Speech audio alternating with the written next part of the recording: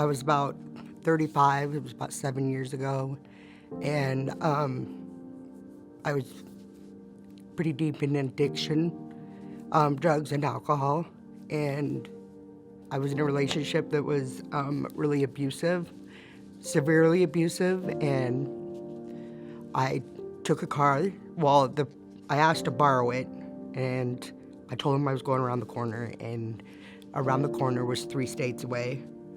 And we wound up getting pulled over here in Glasgow, Montana.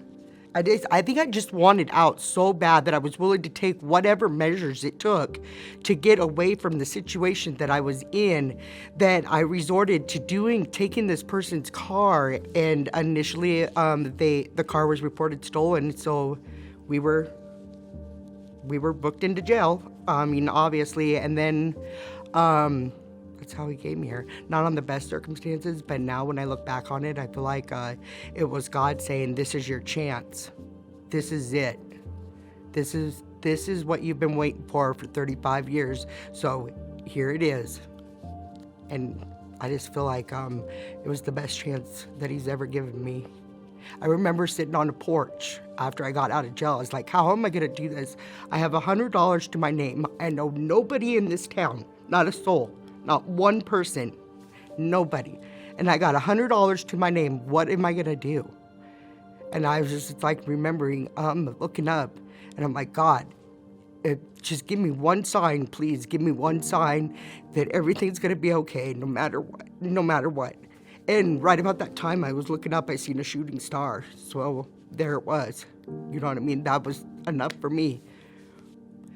I wound up in this little town here. And some friends introduced me to some ladies at this church, and I was so broken and fearful to make friendships and relationships with other people because of my past. And the women just picked me up and started loving me when I needed it the most, when I didn't feel like I was worthy of it, when I was just so beaten down emotionally and physically that I didn't feel like that life was even worth living. And they just picked me up and loved me and made me feel like I was worth something and pushed me to do better and do better and do better, and I did. I don't even know if there's words to express how much gratitude I have for them. I thank God for putting them in my life. Even if I was standoffish at first, they just kept coming back and just kept loving me. And I didn't get it for a long time, you know what I mean? I was just like, why are they doing this? And they just kept loving me, and pretty soon I could just feel my shell, slowly, even though I was so scared to let it all down, and they just kept loving me, making me a part. And Mike and Lorraine, like a huge part of my life, a huge part of Marge, Mary Christensen, all of them just loved me, and they never made me feel judged, because, like I said, when I first came here, I was in the midst of a really bad addiction, so I didn't look the best, but they never made me feel judged like I was judged.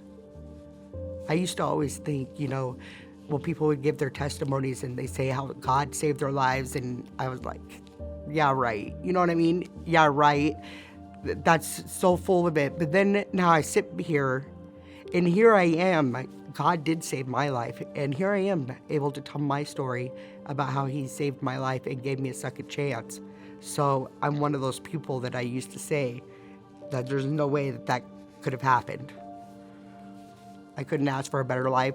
Oftentimes I sit back and I just stare out my living room window thinking about where I was 7 years ago and how desperate and how broken I was, and how I thought life would never be anything but what it's always been, this horrible, just stretch of tragedy after tragedy. And here it is, like the best it's ever been. Like, I don't feel broken anymore like I did, you know what I mean? I feel whole for the first time in my life.